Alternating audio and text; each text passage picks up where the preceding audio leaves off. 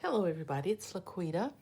I'm back with another project share, and this time I wanted to share with you another fabric book that I made, and this one has more stump work on the outside and lots of bead work and embroidery work on the inside. And I made it pretty much like the last one that I shared with you that had the dark yellow cover on it and the red flowers. I just decided to do this one with white and green leaves, and I trimmed the edges of the book with this really pretty white trim. And then across the bottom I have included some beads across the bottom, and I just love the way it turned out. I like the brown against the white with the green in there. I'm really happy with the way the book turned out. And so there's the spine and then the back, and it just has my name at the bottom there. And all of the pages have beads on the pages, so there's lots of bead work there, and then all the pages are trimmed out with a different trim. So, and then I added a little bit of fibers here across the bottom, like grass, to represent grass, and then there are some beads sewn in there too that will give it a little bit of sparkle in there. And then I've covered some beads and created these little berries there. And some of the leaves are sewn onto the fabric. There's one in green, and then there's three white ones, and then everything else is raised stump work. The two blooms, and there's beads in the center, white beads in the center of both of the flowers. And then the leaves are also done in the stump work.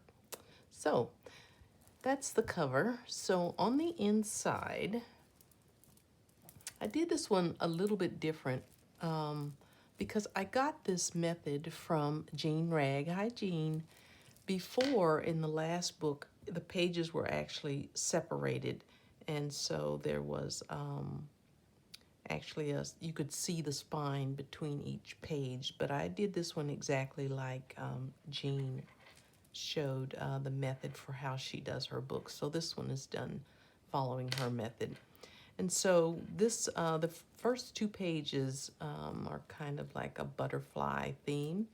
And so I did another gold work butterfly there. And then there's ribbon work, embroidery work. There's a vintage doily here, and I've done some beading in the center. It's a little hard to see. It's almost the same color.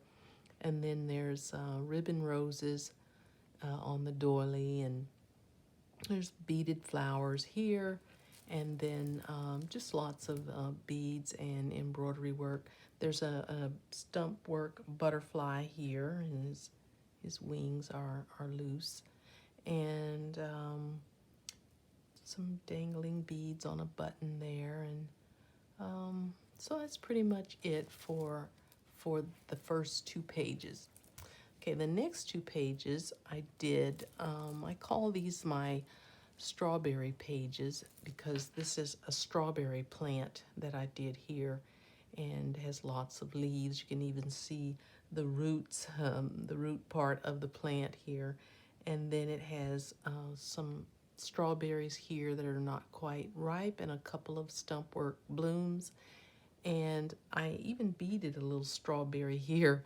I almost pulled my hair out trying to do this little strawberry, but I finally got it figured out. I was following along on a tutorial that I found on YouTube, and I think either I messed up or I just wasn't following along, but eventually I had to just scrap the tutorial and do my own thing, and I finally got it figured out. So there's a little dangling strawberry right there.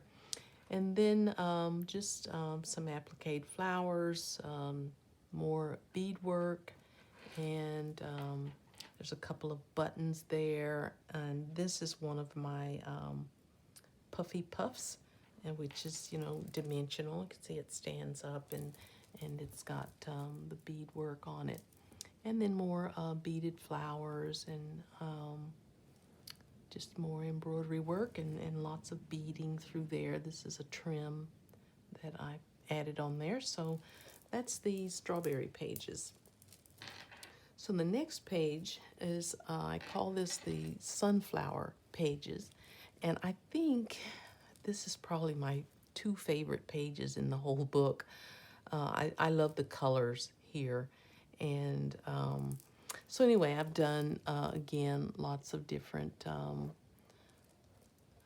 embroidery stitches and beading. And there's another one of the little puffy puffs. This one looks like a sunflower.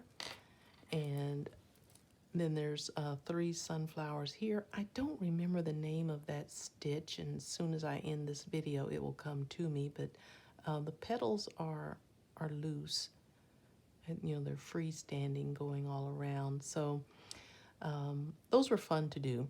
And then I've done some bead and fiber work right here, which kind of represents grass. And then there's lots of beads in earth tone colors to kind of represent the ground underneath.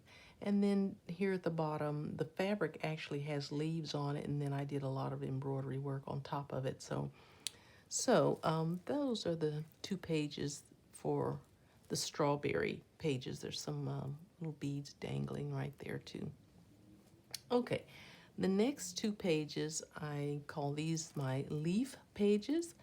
So there's just lots of different leaves, some embroidered, some beaded. And then I added 1 pop of change, which is this Sabori silk.